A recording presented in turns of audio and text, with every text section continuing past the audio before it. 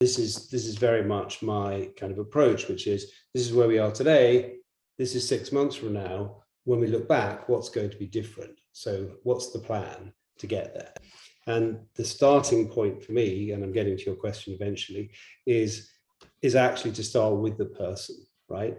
Their self-awareness, in my opinion, is absolutely the number one kind of starting point for any leader, which is what's your impact?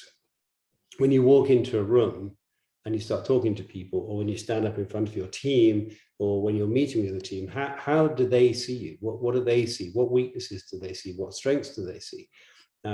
I don't believe there's any single person in the world that has every single thing out 10 out of 10, like your experience in China. And so wouldn't that be a miserable, boring world if everybody was amazing? And yet it's incredible how many people feel as leaders that they can't kind of show their weaknesses.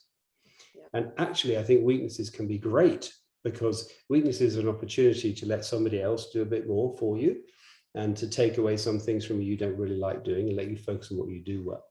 So I have a thing I call my API of leadership, and we can talk about that. That's called API because API is a kind of technical term that I can remember easily, but awareness is the A. And for me, there are two bits that leaders need. They need that self-awareness, and they need a coach, and they need to take personality assessments, and they need to ask people, and they need to get feedback, because they need to understand about themselves as an absolute kicking off point. And then the second piece of awareness is the awareness of what they've got around them. You know, the strengths and weaknesses of their people, the strengths and weaknesses of their organization, the strengths and weaknesses of their competition, of what they're trying to do.